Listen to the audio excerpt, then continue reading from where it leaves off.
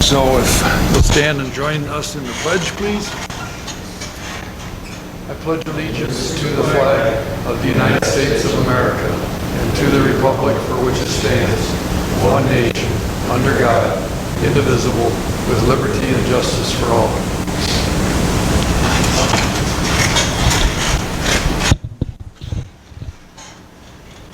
Shirley, would you call the roll, please? Here. Ball, here. Walker. Here. Steggy. Here. Ryan Cruz. Here. Krasinski. Here.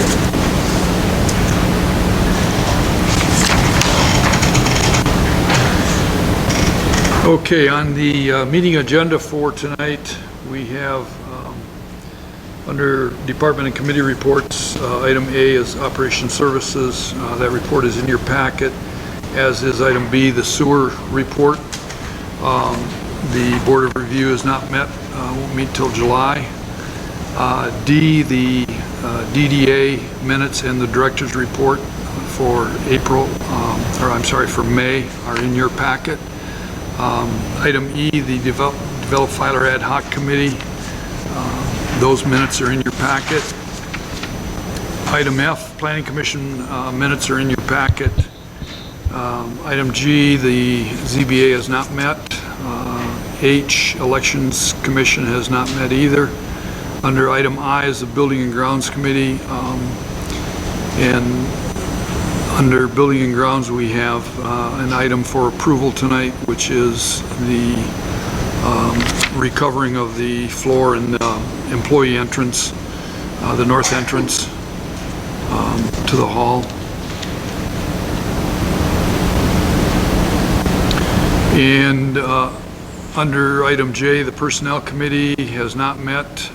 You have in your packet now, or Jim just presented you a monthly report for the Fire Department. M, PEG Committee has not met. And item N, the Zoning Administrator, his report is in your packet. Under new business for tonight, we have item A, consideration of approval of the Michigan Townships Association membership renewal. Item B is consideration of approval of an amendment to update the Township Investments and Depository Designation Policy. Item C is consideration of approval of a proposal C-1234 from Kevin Willick in the amount of $450 to disassemble and remove the bridge and brush and fallen trees at Magoon Creek.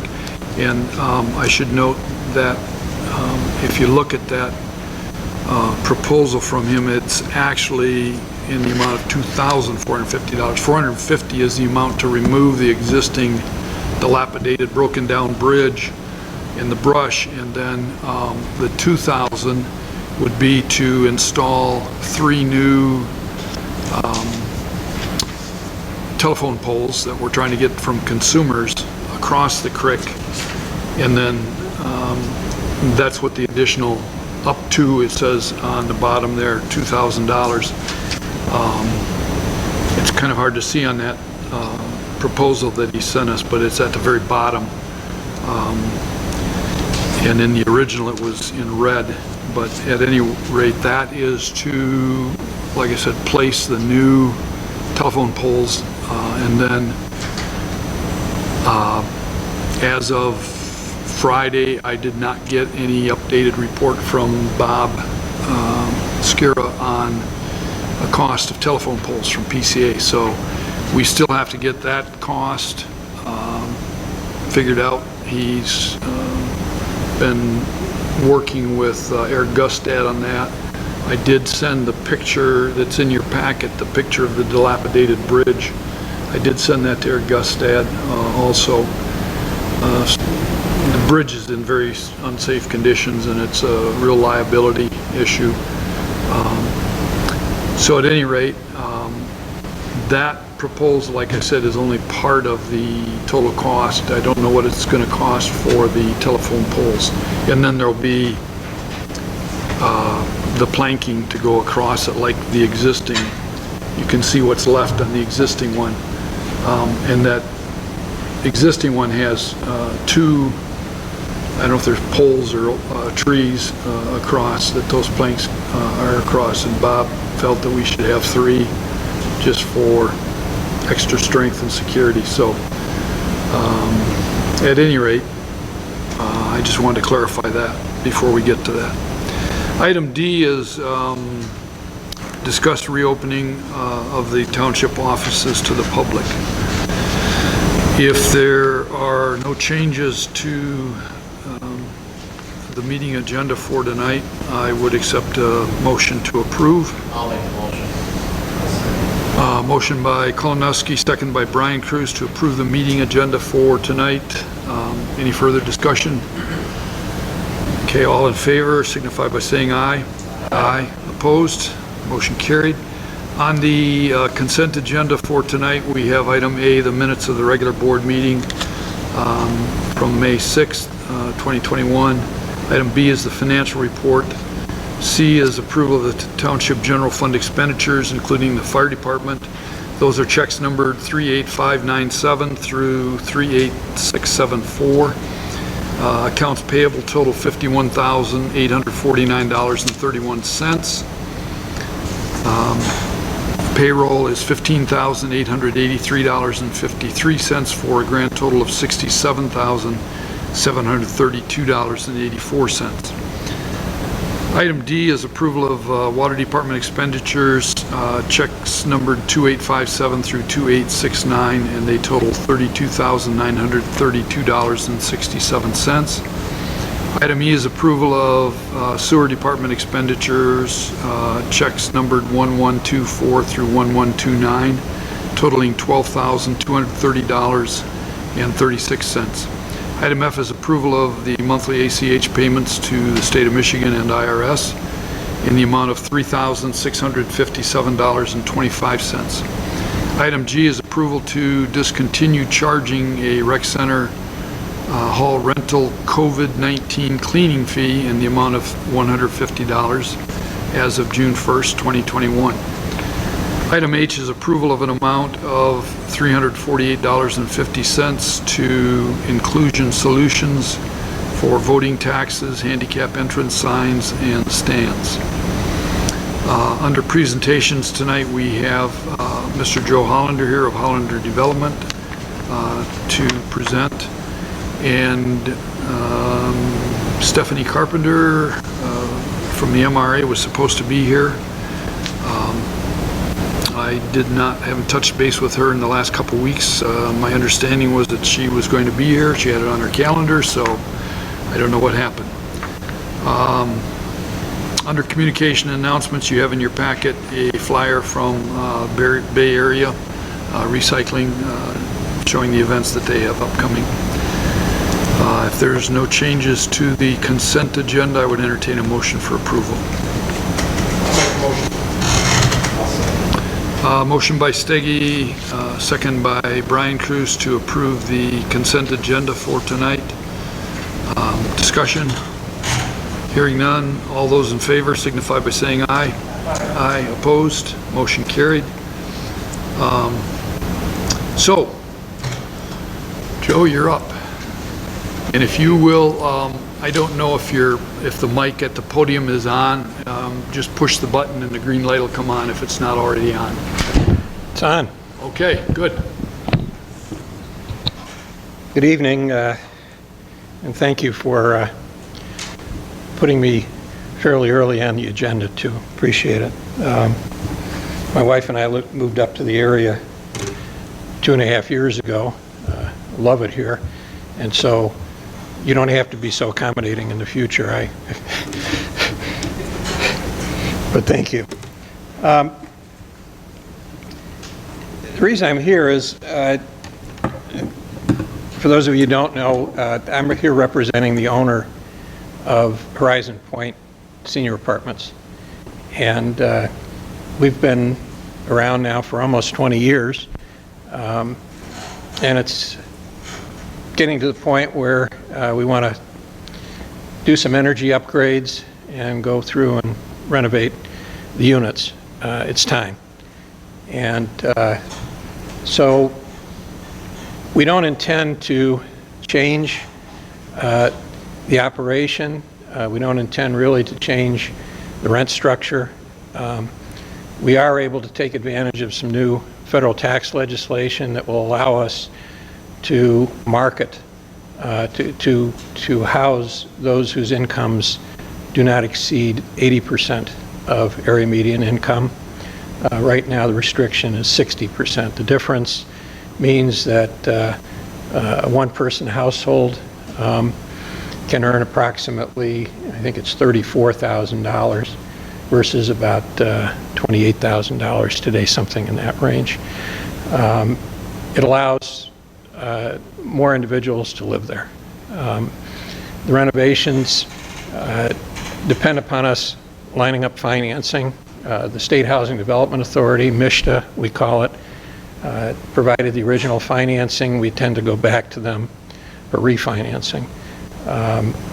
It's a process. It's a lengthy process, as it was when we originally developed Horizon Point. But if we are fortunate enough to successfully negotiate the process, we would know that probably by the end of this year, be able to start the renovation work in the spring of next year, and it's probably about a 6-month construction period. There might be some displacement of residents on a temporary basis, depending upon what we find in a unit. But we take care of all costs associated with that. We probably put them up at a motel, or in many cases they'll go stay with a relative, but we compensate them for the 2 or 3 or 4 days that they're going to be outside of their unit, but there'll be no permanent displacement of any resident there. So that's the first part of what I wanted to bring out. The second part is that we found that we have some extra space on the site. We have 4.69 acres. There are 49 units there. The site is zoned for a senior resident community, 55 plus, which is what we are. And so under the zoning ordinance, we can add units, and we think we have room to do it. So what we're thinking about is a 3-story addition on the east end of the site. It would be connected, and it would be elevator serviced. We'd add a new elevator. It would have a new community room, because the community room we already have would be a little too small with the additional units. There'd be adequate parking. And depending upon what the site engineering comes up with, we may have to store stormwater underground on a temporary basis until it leaches into the ground, or conceivably it could be a surface stormwater drainage. But the stormwater drainage is really the critical question on how many units, additional units, we can add. So that's what we plan on doing. The reason for me being here tonight is to begin the discussion over the possibility of a tax break. And that tax break comes from the legal authority for it. It comes from the State Housing Development Authorities Act itself. And it provides that housing development, which is financed by the authority or by HUD, or which receives federal low-income housing tax credits, is exempt from the payment of real estate taxes. And then it provides that a community may enter into an agreement establishing a service charge in lieu of taxes in any amount that you can agree upon, as long as that amount doesn't exceed the taxes that would otherwise be paid if there was no exemption. We have operated Horizon Point under a payment in lieu of taxes agreement with the city, or with the township, for almost 20 years now. The payment in lieu of taxes is referred to as a pilot. And the pilot provides for a payment of 7% of annual shelter rents to the township. And it also provides for reimbursing the township for the cost of emergency services. Horizon Point, being an elderly facility, needs that service more than the average property does. And so the original intent was to make sure that the township was made whole for those runs. As it turns out, it's been a real drag on the operation because we have no control on the health of our residents. We have no control on who pushes the emergency call system that we have set up and what happens after that. But the services that the township have provided have always been first rate. So we've always gotten, the residents have always received a response to their calls on a timely basis, and where they've really needed to be transported for further medical attention, the service has been A1. So we have no complaints about the service. It's just that the cost has been a burden for us. We agreed to it, we've paid it, but now, since Horizon Point was built, there's a countywide emergency services millage.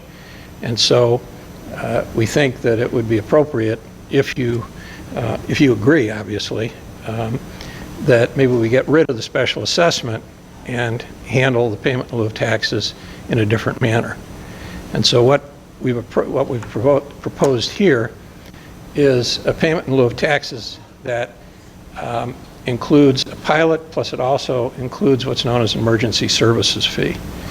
And the intent is that the pilot payment is distributed, you collect it, but it's distributed to the other taxing jurisdictions in accordance with whatever their millage rate is, as a proportion of the total millage. And that's the breakdown that I've provided you with. But in addition to that, to pay this emergency services fee, which goes directly to the township, and it would start out fixed amount, $135 per unit per year, and it would be pegged to inflation, 3% increase each year. It would be guaranteed by the owners, as well as the property would stand behind it. And that is not distributed to the various taxing jurisdictions. It goes into your general fund, basically, for you to do with as you want to. It's your choice. So, in effect, what's happened, what this does, is it changes an annual contribution under the pilot to the township of about $600 into something that is well over $10,000. It eliminates the special assessment, which eliminates the last payment we made, I think last year, was $11,000. So it would get rid of that. The $20,000 total, which represents the total pilot we would pay, which you distribute, plus the emergency services fee, is about $20,000. That's what that total is. We came up with that number based upon establishing feasibility of the project. So in other words, we ran our numbers, we figured out what we could afford to pay, build the new units, and also renovate the existing units, and it worked out to about $20,000. That equates to 4% of the annual shelter rents. All right, it's complicated, understand that. Tried to simplify it as much as I could with the pass out that you have in front of you. Wanted to start the discussion.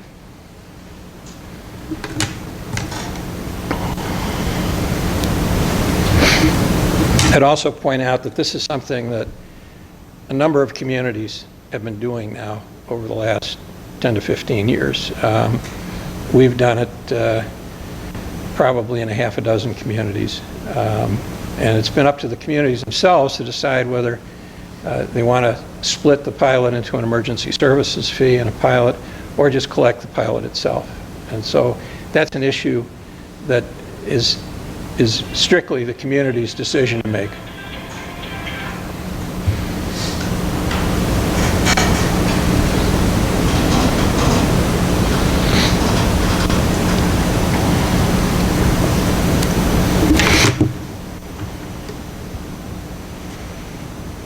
You want me to run through this real quickly? What do you have in front of you? Okay.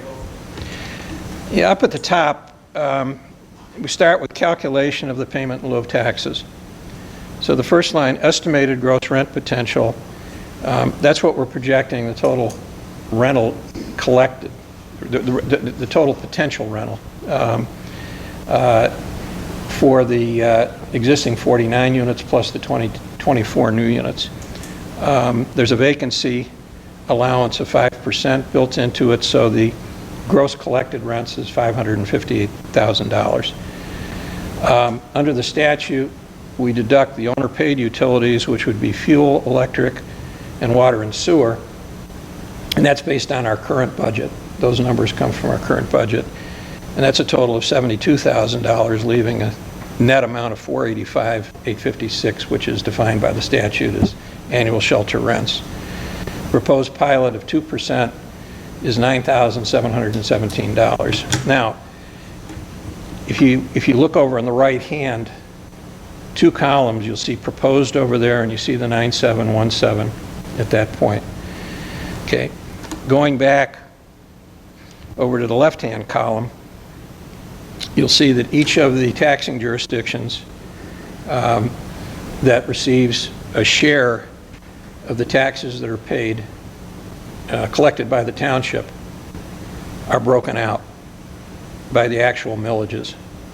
And then the next column, percentage of total millage, just takes that actual millage rate and expresses it as a percentage of the total millage of 43.2256. Does that for each of the taxing jurisdictions. And then it takes, it then applies that percentage to the amount of the pilot that's been paid to the township in 2018, 19, and 20, and gives you an explanation of how much each of the taxing jurisdictions received. And you go down, most of the way down toward the bottom, that shaded portion shows how much went to the township into their operating fund. So for example, in 2018 it was $735, 2019 $716, 2020 $752. So out of the total pilot that we pay, that's what the township receives. And then down to below that is the amount of the special assessment that we paid to the township, and that was for reimbursement of emergency services. 16,834 in 2018, 11,633 in 2019, and 73,34 in 2020. And I believe we're also being charged for the countywide millage, because when I received, I asked the management company to send me a breakdown of what we've paid, and there was some additional dollars there, ranging from $833 in 2018 to $333.95 last year. So we're sort of getting double dipped here, but the amounts were not significant, and I just found out about them. So I'm. What countywide military department? It's the, if you look down, it's the Township Fire and Rescue. Right. Okay, it's the $500,000. Okay, and I think our share of that, and I don't know where they came up with an assessed value because we're tax exempt, but I was told those numbers that I just read off to you, we were paying those ever since 2017. That's how far back they went. Well, according to this, you should be paying like 260, 270. What's your assessed value, for your taxable? It's zero. I mean, now, I asked the assessor about that because we did get an assessment, and I called him up. Yeah, I called him up and I said, "Why are you assessing us since we're exempt?" And I couldn't explain to you the rationale behind his reason, because it's the only development we have in the entire state of Michigan which has a pilot, which actually has an assessed value assigned to it. It's the only one. So I think his interpretation of what the State Tax Commission is requiring is that there may be maintained an assessed value. I don't agree or disagree with that. I mean, it's just what he chose to do. You're not getting taxed. No, we just get an assessment notice. And the numbers here, you're showing the taxing jurisdiction share of the 2018 pilot, the 2019 pilot, and the 2020 pilot. Those are just 7% of your current shelter rooms, right? Is that Yes, except for the fire and rescue. the special assessment, right? Yeah. That's separate. Yep. But the pilot itself is just based on 7% of your Correct. Correct. Currently, Okay, so you break that out by percentage instead of by village. the county is 8.53% millage rate. And this was in 2019, 17.254%. The money got paid through Michigan that we then turn around and distribute. Township, it's 3.3955. That's the 1.395 plus the 1 plus the half plus the half. Right. And then ISD, college, and the others all get percentages. And the state sends that information, tells you how to break it down, distribute it. But this is the same format of presentation that we've used with other communities, including Manistee. So it's, it's intended to give a general description. Obviously, these are based on current numbers and past numbers. If we do the renovation and we do the new units, we're looking at 2022 or 2023. So these numbers will be entirely different then, and likely the payment will be a little higher because the rents will be the rents are pegged to inflation. So those will go up a little bit. The income is pegged to inflation, and the rents are a percentage of that number. So, but basically what we're asking you to do is help us build 22 new units, or 24 new units. That's what this allows us to do. The renovation might go ahead under the current arrangement. I mean, we might be able to make that work, but it's impossible to add any units. And I'm not talking about lumber prices and copper prices today and things like that. I'm talking about the reality that it costs us anywhere from $220,000 to $250,000 a unit to build a new apartment today. So you're looking at just 8 units per floor then? Correct. And it's, again, I mean, if we could do 33 units, we'd probably try and expand that to, 12 units per floor, except for one floor would have the community room, and we'd have 9 units on that floor. So all of it depends upon the drainage issue on the site. We want to have adequate provision for draining the hard surfaces, and once we determine that, that'll fix the number of parking spaces that we'll have, and then that will define the number of units. You sort of work backwards on it. So parking is the main concern, but we have extra parking there right now. We can add parking in the front of the building. We have room for additional spaces out there. So Do most of the people that live in your units have their own automobiles? it declines. When they first move in, they do. But we have residents who've been there. I don't know if anybody's still there from when we first opened up, but I had met somebody yesterday who's been there, I think, almost since then. The other thing I wanted to point out, and I mentioned it in my letter to Terry, is that a part of our budget is to resurface Maywood and also Care Center Drive, where it abuts Horizon Point. Most of that, or a good portion of it's in the city. The city doesn't have it on their capital improvement budget. And I suspect that the township, would be hard-pressed to do it too, and if not hard-pressed, I mean, you have other priorities. We're willing to do it. And the pilot can be used in a way, we've done this in one other community, where the lower the pilot is, you capitalize that. So if we can reduce the taxes by, say, $5,000 and express that maybe, from 2% to 1% pilot or something like that, that allows us to borrow more money. And then we in turn can take that money and invest it in a public improvement. We did it in Muskegon. There's it's a baseball field actually right next to a housing development we own down there, and they wanted to renovate the baseball field. So they reduced the pilot. We were able to borrow $150,000 more. We gave it to the city, and they renovated the field. So it's a technique. Some communities may find it attractive, others may not. But we're not asking, well, it's part of our budget, so in a way that is a reason for locking in the $20,000. It allows us to borrow a little more money, and that's really what it's about. It allows us to borrow more money and to do more.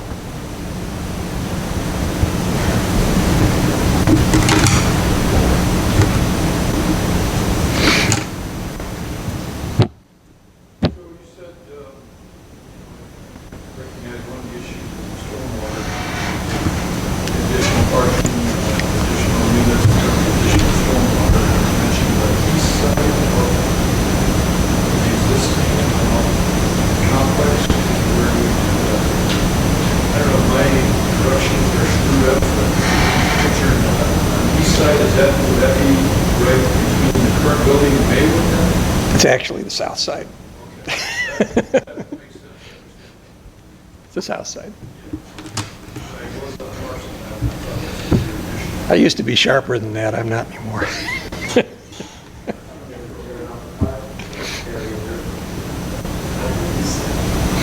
Right now, it's designed for sheet draining. So if you go out there, you can see it. It's pretty obvious, but everything in the parking, the existing hard surface parking area, drains to the south. And there's a depression there, fairly deep depression, 3 or 4 feet. And that's how storm drainage is handled on that site. And it works. But if we put additional units there, we don't think that's sufficient to handle the additional runoff that would be created, particularly with the parking area.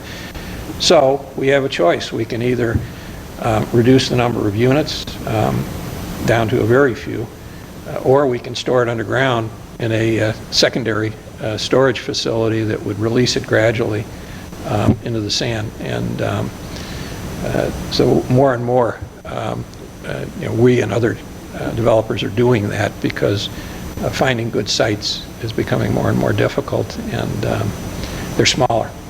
You don't find the large sites anymore that are close into communities. Stormwater system up on Maywood, sanitary. Yeah, we on Maywood and Care Center Drive, we also have a drain on that side of the building. So if you drive by there, you'll see that there's a depression in the front, and that leads down to a French drain, basically. But there's no public infrastructure in the form of a No. storm sewer? No. No. And, we try and avoid that anyway. I mean, we understand the regional issues here, and to the extent that we can keep stormwater on site, that's where we want to keep it.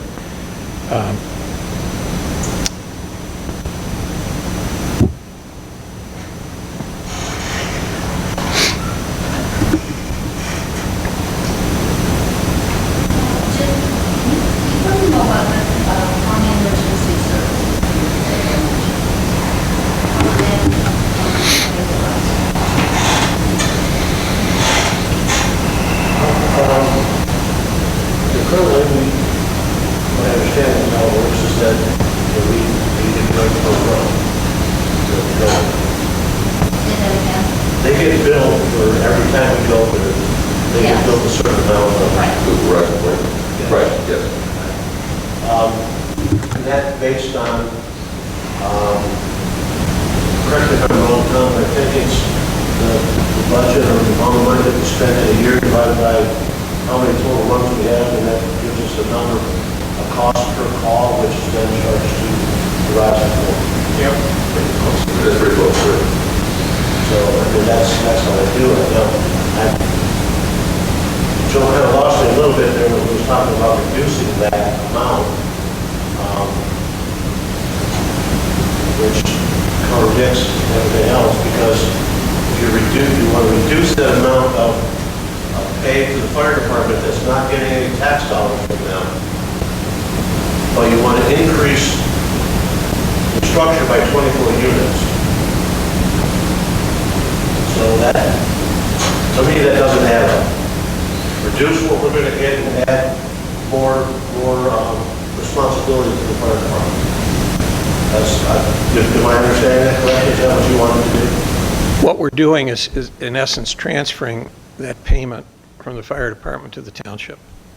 Okay, exclusively to the township and do it. The other thing is, I don't know whether the residents who are transported to the hospital, whether that cost is covered by Medicare.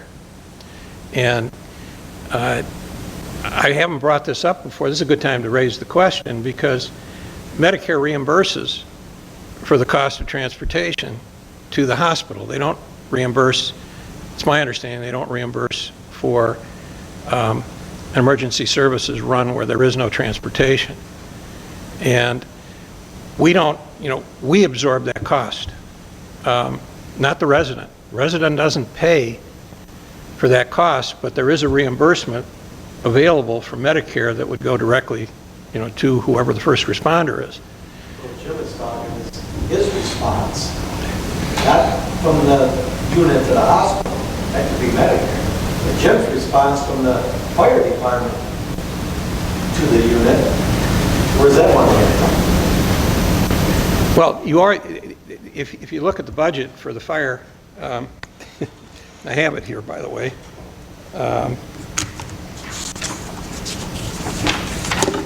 So, for example, in 2020, for the year ended March 2020,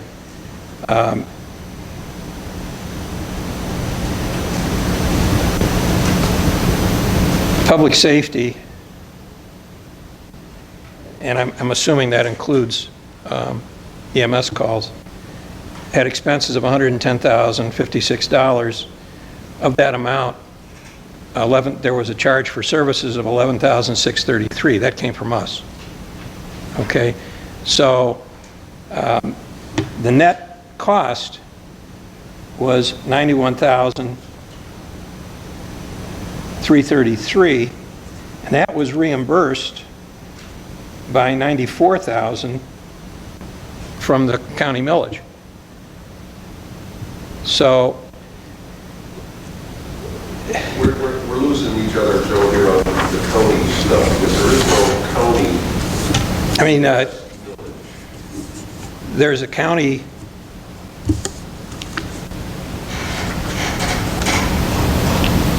Township Fire and Rescue. I'm sorry, the township.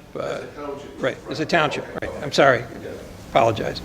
Okay. Just making sure we're all right. Talking apples. I apologize. And if I can respond to Jim's question, I think what Joe is saying is, Joe wants to get rid of the special assessment and replace it with the municipal service. Okay? Which is what modern MSHA projects generally involve. I provided Shirley and Terry with a couple of samples of that. But the benefit from Joe's perspective is that it's a set amount and he can budget for that every year. And if there's a 3% increase, he can budget that in. If you look at what we have charged, that's gone up and down, up and down, up and down. Depends on, one year. Depends on, right. Yeah. Right, exactly. And so, I don't have a philosophical objection to eliminating the special assessment. That was kind of the way, that was really the only way to do that back in the day, because nobody was using anything called municipal services agreement, and many lawyers like me have never heard of one. But they're very popular now. They're used almost exclusively with MSHA projects. And so it's a question of just arriving at the right numbers between the township and the developer as to where those come up. Now, right now, Joe is paying 7% of his shelter rents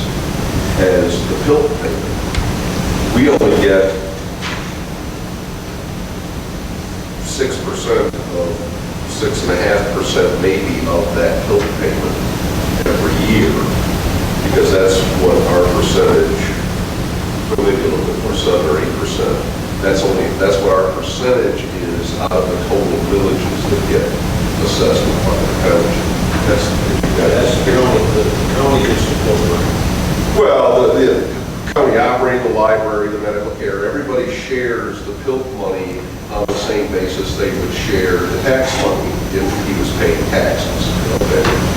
But we don't get 1 mil or a half a mil for fire and rescue, because there's no mills. Doesn't make any sense when you're talking about a tax exempt property. Half a mil against zero taxable value is zero. So that's why Joe has converted all this from half a mil is actually 1.16% of the total village that gets assessed in Fire County. So is Horizon Point going to exempt from the bond? No, I think you have to pay the bonds. Maybe that's what we're paying. I mean, it's, That could be what you're paying. That's a half a mil also, so you have a half a mil operation and a half a mil for the bond repayment. So I'm just wondering, because there's some that are exempt from the bond, right? Or they're exempt from, the millage part is not exempt from the bond, or exempt from the bond, and not the millage. And you're paying the school operating too, are you not? Joe? no, No, you don't pay school operating. no, we just pay the 7%. And the bond, it could be, except that it's a varying amount each year that we're paying, this extra amount. The 11,633, actually that represents the total of reimbursement plus $632.50. I don't know what that $632.50 is, but the year before we paid $16,000 as reimbursement and $833.88. So if this is on, repaying debt, that doesn't sound right. So that's why I'm thinking it may be that we're paying some sort of an amount. Share those numbers with Tom or something, we'll figure out where that's. Yeah, I will. It's just I don't know where it's coming from. It doesn't bother me because the amount is nominal, but it probably is something that we ought to know about. But just Jim, in 2020, total revenues for the fire there was $68,000 that came from taxes, $12,500 from the state. We paid $11,633. There was some interest in rents, and there was some other revenue of $2,500. So the total revenue for the fire safety was $95,655. That's against expenses of $89,943. So there was positive balance of $5,712 in 2020. The fund balance increased from $271,000 to $277,000. So, it's one of these things that I guess, should we be covering that cost for our residents when essentially we're operating at break even, providing, a service for the residents primarily of the township, but also, the area. If we can come up with a better way of doing it, we'd appreciate it. And I guess, my main, I hope to take away tonight some sense of whether you feel there's a need for more housing for the elderly, particularly, moderate income elderly, and whether you think we can further this discussion and get there. I don't want to waste a lot of your time, and these developments are not anywhere as easy as they were 20 years ago. It takes a lot of dollars out of pocket to seek this financing. And if the township wants this housing, we're here to provide it. My job is to just lay out what we need to make it happen. We're completely transparent. We'll tell you exactly what we're going to make as a fee on it. You can see the numbers. That's not a problem. we've always been willing to share those. I notice in the DDA agenda, the things that they want to accomplish, they include workforce housing on there, and I think many elected officials today, like yourselves, are becoming aware that the need for affordable housing for the workforce is becoming a much higher priority in communities than it was 20 years ago. We have the same problem with this development as we have with providing workforce housing. There are only so many tools that are available to us that we can use to accomplish it. The reason we're starting with Horizon Point is because there's a need to do some upgrading, but we also have the opportunity to add some units. But we also know that there's a need for workforce housing, and so along with this, we're approaching the city of Manistee to renovate Reeds Park, for example. And Reeds Park will also benefit from the increase in household income that's permitted. So we will now be able to, a family of 4, for example, $25 an hour. Okay, that would be pretty much the income limit for a family of 4 that we will achieve under the new changes to the tax law. So that that hits where the that hits the target in this area pretty well. Right now, our local PILT ordinance, pilot ordinance, limits the class of housing developments to those for the elderly. Right.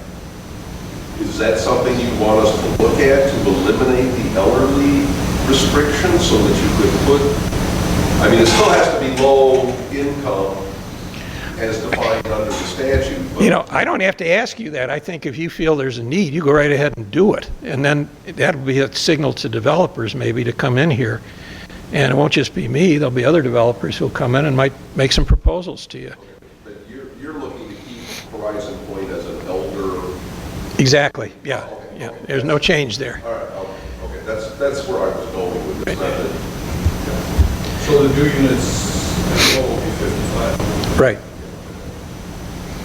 There's no rent subsidy on these units, by the way. So, some people refer to this as low income or subsidized housing. It's not. It's housing for, and we will have some low income in there, but it's low, moderate, now approaching middle with the new rules. But there's no rent subsidy. So our residents at Horizon Point will have to have a source of income. And many of them will have not only Social Security, but they'll have a little small pension or something. And it's the same with workforce housing. If we were to do this, another project is workforce housing. It's not subsidized. You can argue about the federal low-income housing tax credits as being a subsidy. You're right. I mean, it's an indirect subsidy, but it's not a rental subsidy. You have to work, okay, in order to have or have another source of income, such as a retirement fund or Social Security, in order to pay the rent.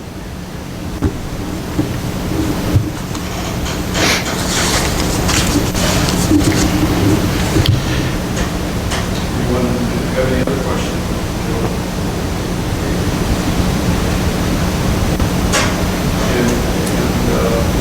Richard, the service agreement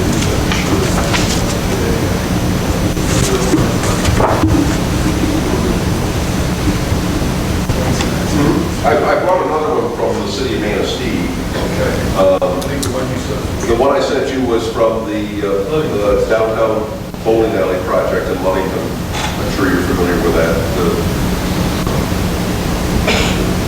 They were just looking for a sample of what a business services agreement was. And I think it would be good for us to board to look at those as well.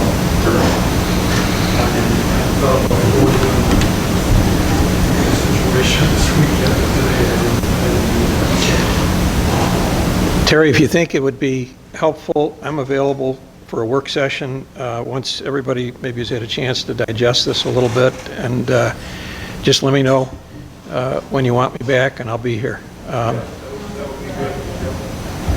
Give us a chance to, like you say, digest this and look at saying municipal services agreements, and then I'll get in touch with you. Okay, well, thank you very much for your time. This has been very generous of you.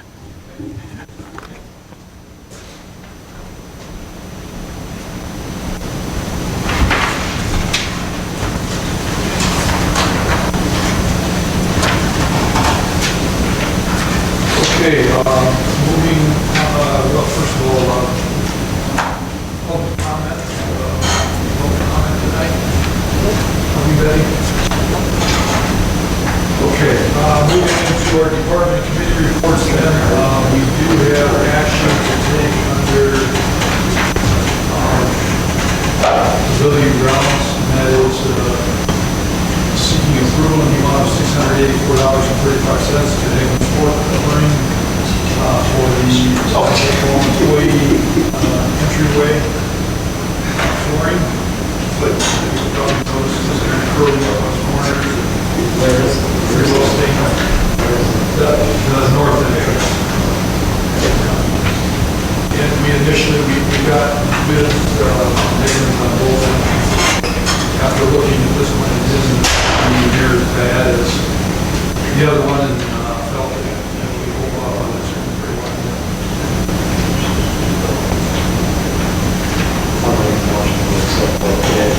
I'll second. Okay, motion by Brian Cruz, support by Kolomeski to approve the bid for Hagan Sport covering in the amount of $684.35 for the Township employee entryway uniform. Any other discussion? Okay. All those in favor of the motion, signify by saying aye. Aye. Opposed? Motion carried. That takes us to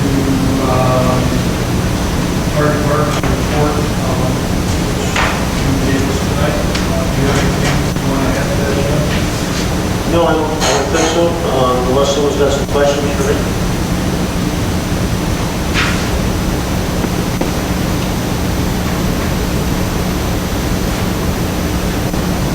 We're losing a member. Sorry? We're losing a member, Vance, please. He was a member, yes, now we're down to 13.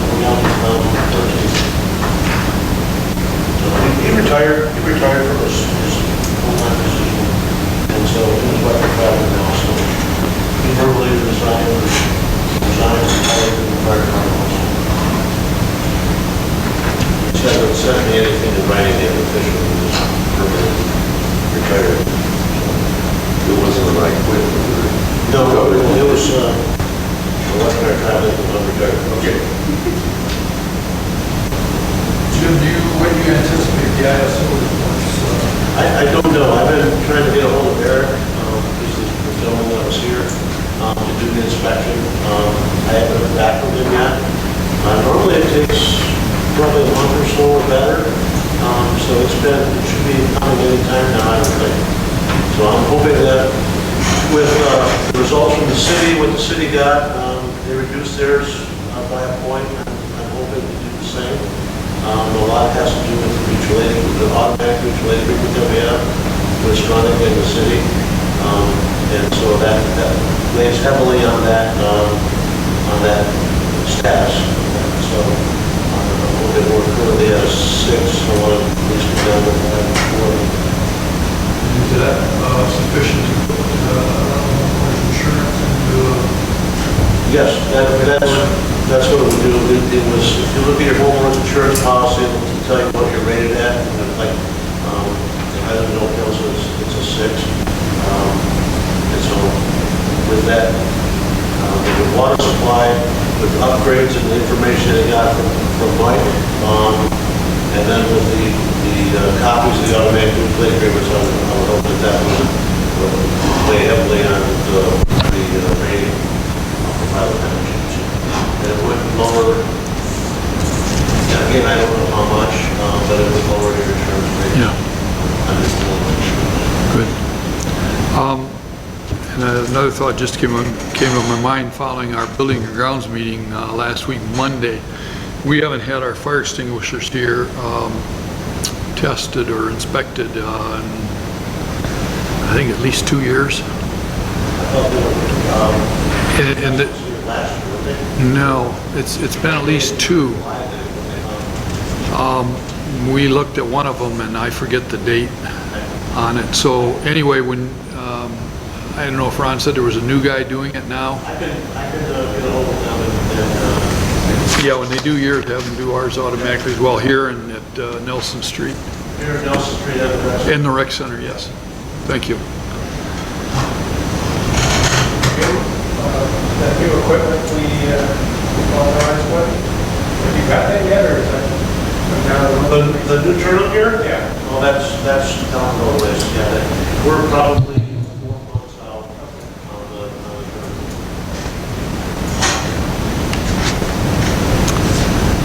Okay, that takes us to new business. Item A, consideration of approval of the Michigan Townships Association membership renewal.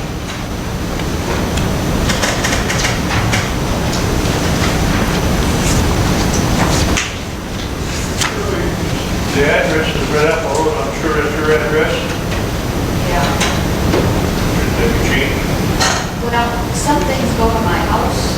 It's probably my private letter that I got at my house and I put in here. So we have something to read. That's all. Yeah, I get some of my stuff here and some at my home from MTA.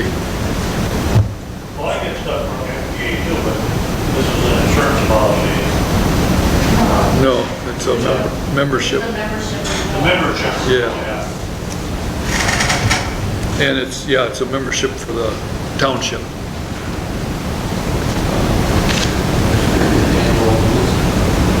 Well, we have to choose. We had to lose the last time. We didn't pass it well because we were all locked out. We did a lot of things online. This year, we didn't pass it, but offering all that online in addition to 20% off all in person. Yeah. So off that conference, we $100. What did we pay in 2019 for our MTA dues?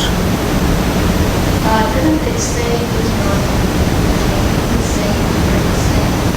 same? Yeah, I think so. The rest of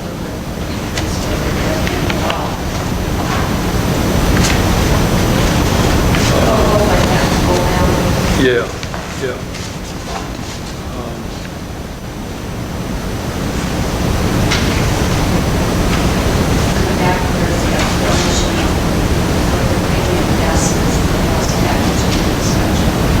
I've taken a lot of these lunch and learn things.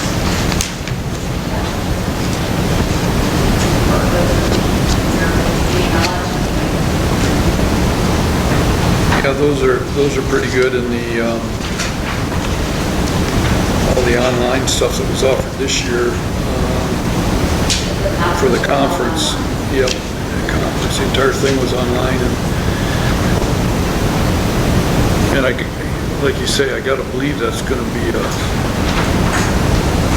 somewhat significant savings in the 2022 conference in Lansing.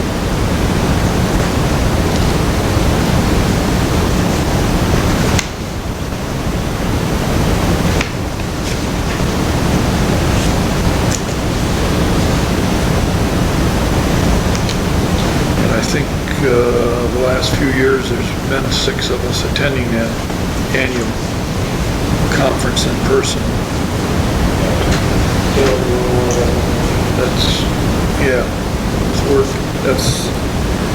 What's the fee on that usually? Just under 400 per person? So 20% of that times 6.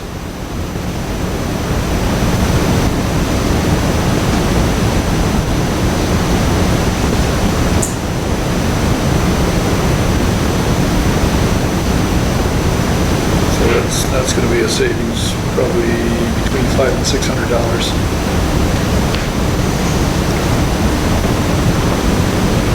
And I don't know how much longer have you seen anything lately in terms of their continuation of online offerings? I know the lunchtime online thing is continuing, the Now You Know series.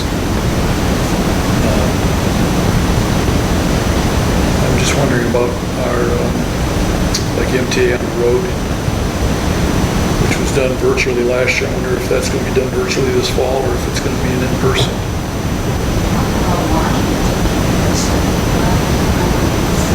Not really too early for me to make that decision.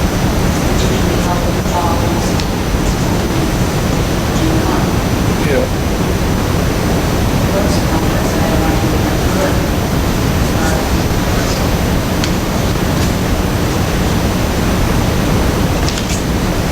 Or like make a motion to give the annual dues of $27.78 for premium tax.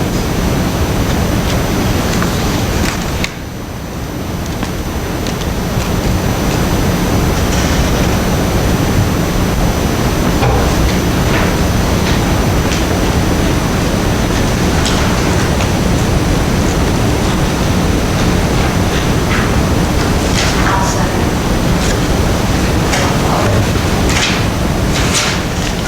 Okay, so a motion by Steggy, support by Ball to approve the payment of the MTA dues, annual amount of $2778.19, plus the addition of the premium pass, which includes all courses at a cost of $1,900. Any further discussion on that?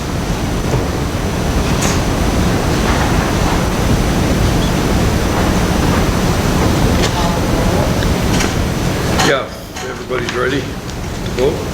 Go ahead, Shirley. Paul? Yes. Brian? Chesky? Yes. Walker? Yes. Steggy? Yes.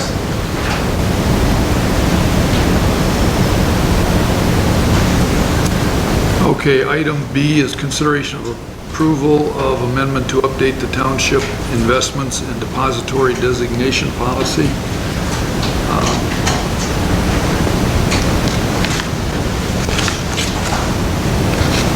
Tom, do you want to say anything about that?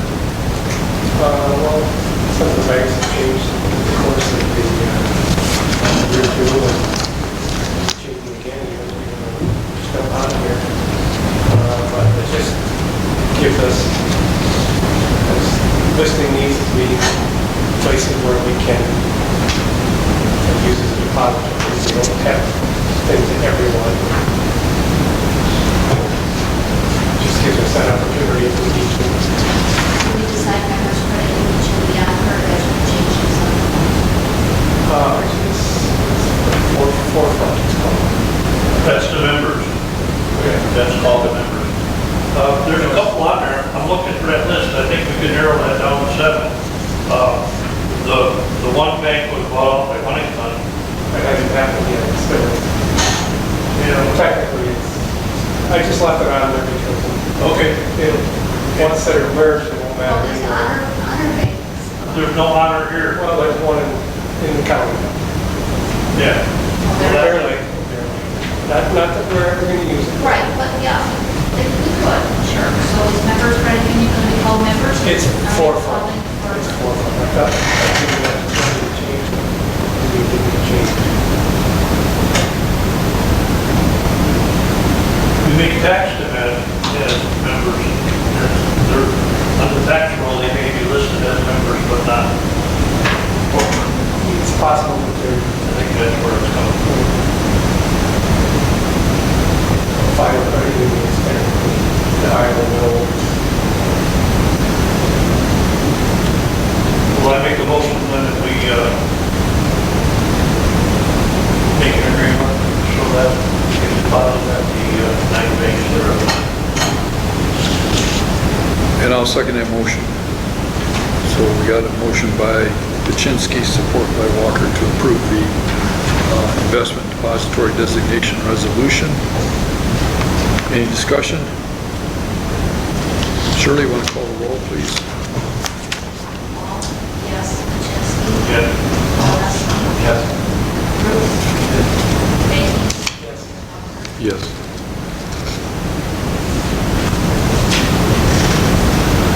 Item C is consideration of approval of a proposal C-1234 from Kevin Willick in the amount of $450 to disassemble and remove the bridge, brush and fallen trees at Lagoon Creek.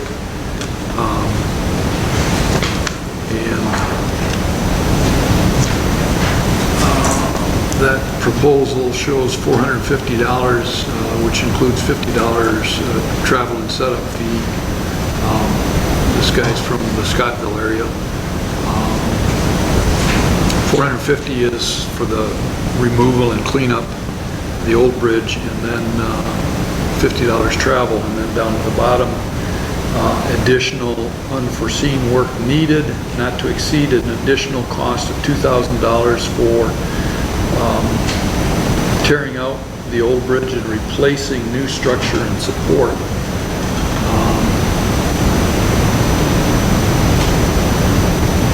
Which kind of includes that 450. I was going to say, Yeah. tearing out the Right. bridge sounds 450. like full bridge structure. Right. Disassembly. Yeah. And I caught Bob when he was on his way to Wisconsin on Friday and questioned him about that. Of course, he didn't have it in front of him, but he said that the way he understood it, this was not to exceed, but it does say additional cost of $2,000. But like I said earlier, that doesn't include the new structures for a new bridge there. Is that bridge on a path? Sorry? Is there a path and that bridge is on? Yeah, yeah. There's a path. So obviously, people have been using the path because of the bridge. Yeah. Well, people are still using the path. I actually got an email back in February or March from an individual bringing my attention to this. And when I read it, I've been out there, haven't hiked every inch of every trail, obviously, because I said to myself, what bridge? I didn't realize there was a bridge over the creek, and then the next question in my mind was, so if it's over the creek, do we own the property on the south side of the creek? So I went to the parcel file, and lo and behold, yeah, there is a portion there, and it does have a trail on it. And so, when it was discussed at Building and Grounds, it was two options were discussed: tear the bridge out and leave it with no bridge. If people wanted to cross the creek, which from what I understand, people are doing now, they go down near the mouth of the creek, near the lake, where they can get across the creek without having to wade through mud and water. And then, and then hike east along the creek to this trail. Or the other option is to replace the bridge. So We might need to prevent that.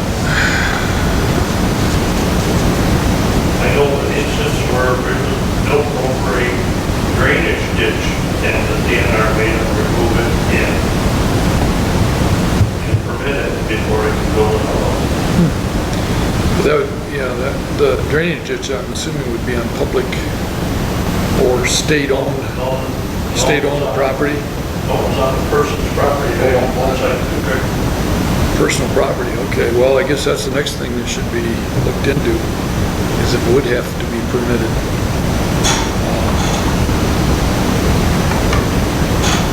I suppose I could make a call to Gary Schweiger. He may know. I would believe he would have been involved in the drainage ditch situation you're talking about. Second creek. Second creek. It's a creek. It's not a It's listed as a drainage.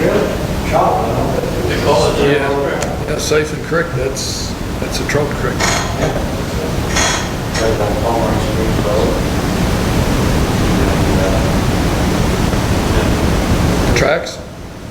No, on Scotchless and Udall's, Oh, okay. and then go on Palmer Springs, it's Yeah, like. okay, yeah. It's trying to take, see,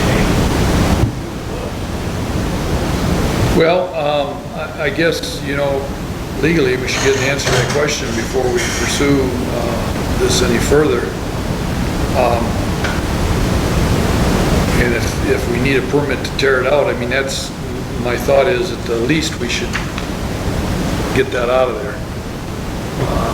So that it's not a liability issue if somebody were to try to cross it, fall and get injured. We need a little clarification on this. Yeah, well, why don't we table this, and I'll get an answer, first of all, if we need a permit or not, and then try to get, get clarification on this, and then try to get an amount from consumers on telephone poles, treated poles, to use as the base for the new structure, and then at the same time, I should get costs from Bob on, he's gonna have to figure out how much treated timber we're gonna need to go across it. I'm reading too, that 2,000 covers the replacing Yeah, of the right. instructions for the Contradictory, yeah. Oh, But but, I'm reading it, is support the structure. yeah, well, I mean, that's what he's got to clarify. that's the way it reads, but I know he was in contact with Eric Gusted also about the telephone poles, trying to get donation from consumers or cut price, whatever, on some telephone poles, so. You get further with consumers, they don't refer to them as Power poles, utility poles. utility poles, Yeah. or crick poles. Poles, that's it. Okay, let's table this for now, and I'll get an answer to the question on a permit and try to nail down total cost clarification. Okay?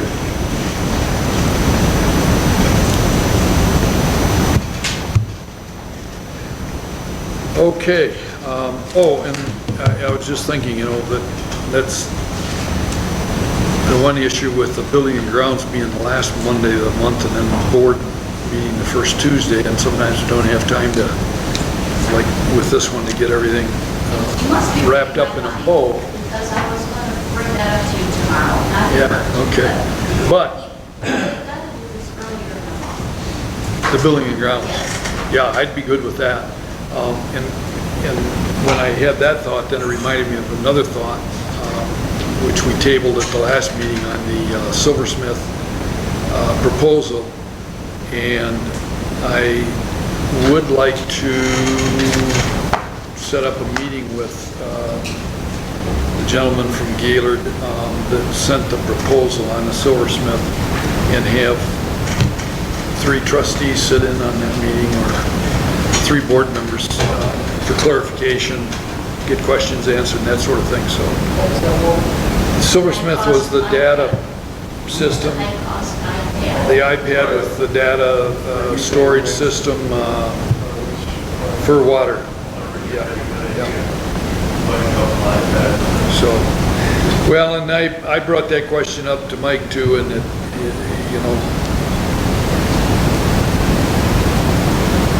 it's a little more involved than that. So I think it'd be best to have this person come and give us a spiel and ask questions, get your questions answered, and then we can make a more informed decision as what does this beat over us buying an iPad or using a cell phone or whatever for that purpose. So is there anyone who would like to sit in on a meeting with this person if I get something set up? Yeah, Brian? I'd have to, based on who's willing to sit in, get some times from you, and then I would try to set it up. Okay. Eric, call Alex Henderson when you're ready to do that, because I know I gave that contract, the Right. quotations for a contract to Alex to look at, and I gave it some things to specifically look for, Okay. which were not there. And Okay. we've got some language from other contracts that we can plug in there, but principally for the non-infringement of their software on other copyrighted or patent software, that kind of stuff that Yeah. was clearly missing from this contract. And, Okay, good. so Yeah. he should have I'll, some yeah, good I'll input for include you. Alex on it. It'd be good to have him sit in on that.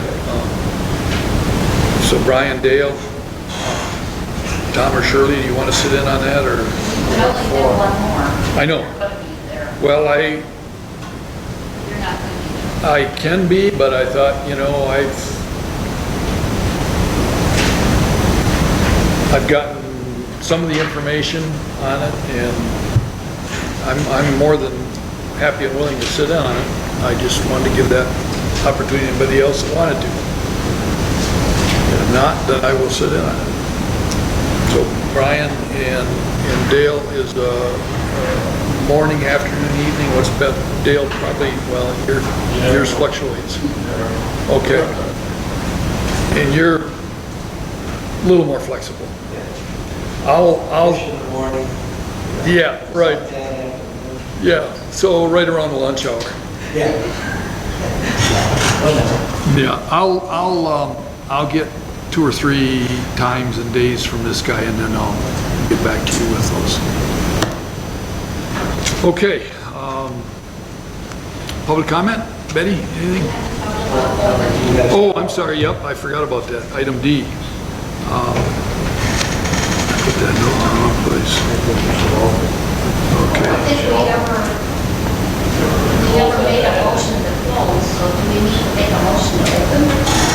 Well, there's new regulations came out today from the Department of Health and Human Services that says you can now have gatherings of up to 25 people or 30 people per 1,000 square feet.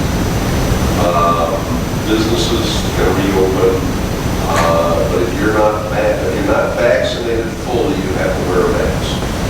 But other than that, you can pretty well open that up for people stopping at the counter and so on. But they're Maybe not. put 6-foot distancing? Yes, you still have to maintain 6-foot distances. This township still has to maintain a policy of enforcing that. Contract tracing is still in effect. And we have the panels up. Yeah, there is a panel. I think City Hall today. Yeah. All of them. A lot of people ask. Oh, you gotta do it right. I mean, you gotta have the, like you said,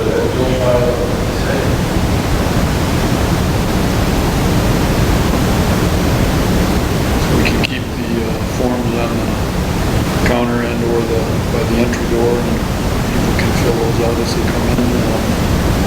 Well, if we have to do that, the contact tracing.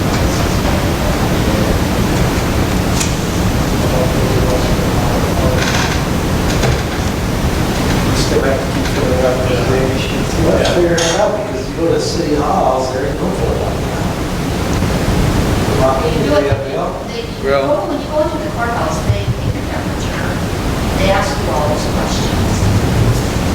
My understanding is that Have them do it, because we didn't think you guys wanted to stand at the door and do it. we've been vaccinated, but we can still pass it, carry it, and pass it on to others, so, social distancing and all that. How long do we have those contact tracing papers? We're getting quite a few. I think it's 6 months. Is it 6 months? Thank you. I thought it was 2 months. 6 months. I just sent you the DHS order from today. You guys still have that. It'll be on my laptop anyway when I get home. We'll have to build that, put the cart, Store all the boxes. store all the boxes and all. Okay, so it sounds like everybody's kind of in favor of opening the doors to the public again. As it was before, Monday, Tuesday, Wednesday, and Friday. Friday, yeah.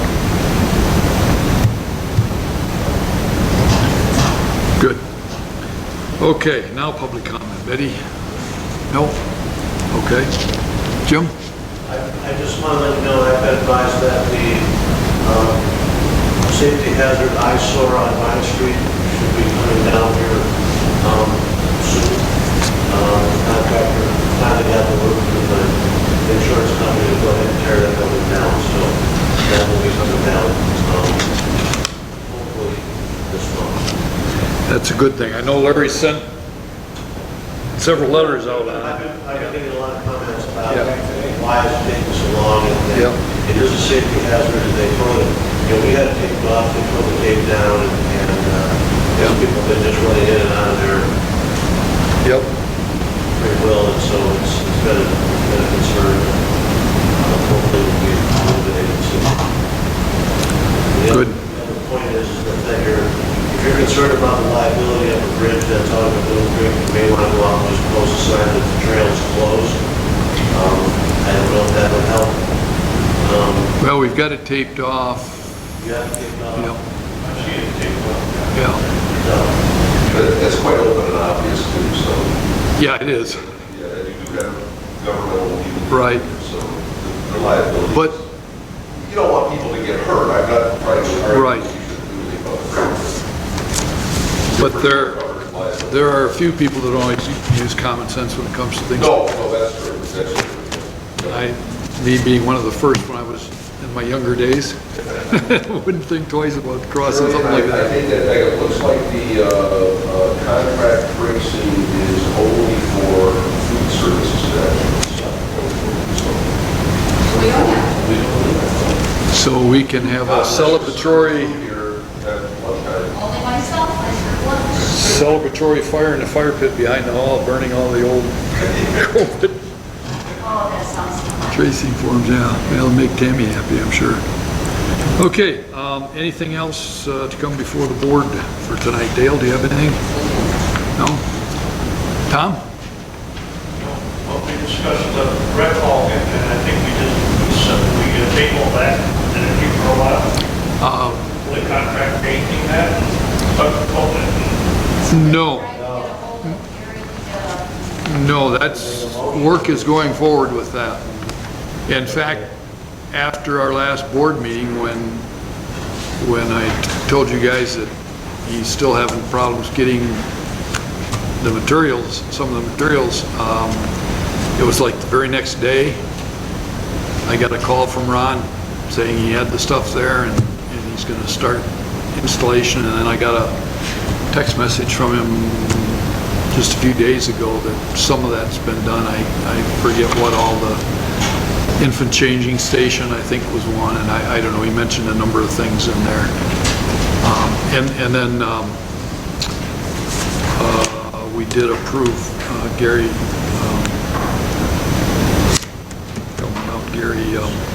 Schrader for the painting. And by the way, I do have a copy of his liability insurance. I don't know if I forwarded that to you or not. Okay, I've got that. So it is, What color? Do you have a I don't know. contract with Gary?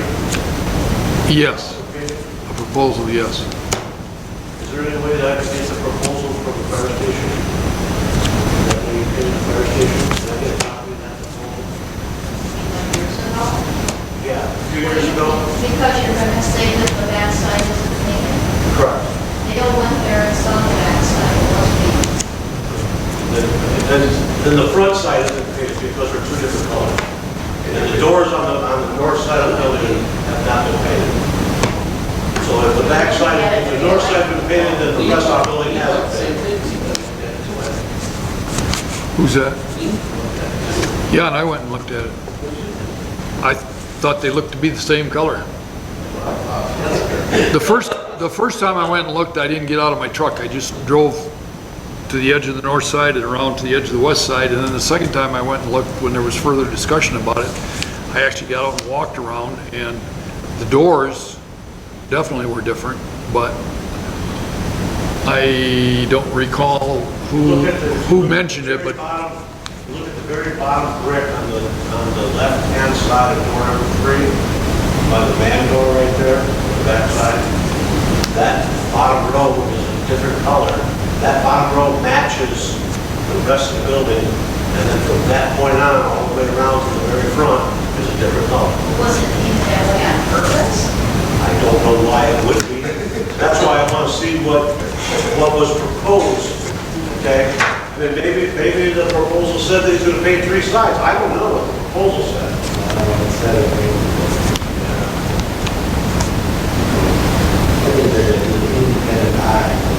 But what happened is that the bottom row of blocks that got painted to the left side of door number 3 got painted because that's where I remember distinctly he put in some expansion joint, remember? yeah, I remember him talking about An extra $600 some for special expansion. compound that he had to buy from the plates out And there was an Manistee. expansion joint put in there, and then he sealed that, and I think he just painted over the seal. And that's all they got painted in that section. Let's make a deal. And when was this work done? How long ago? Last year. Last year? Last fall? Summer?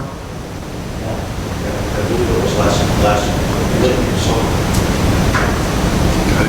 And you just noticed that a couple months ago? I just noticed it now when we were out getting ready to do some yard work and stuff, we were out there doing, weed whacking and stuff like that, and we were still, then having this on the north side, the doors don't match, so.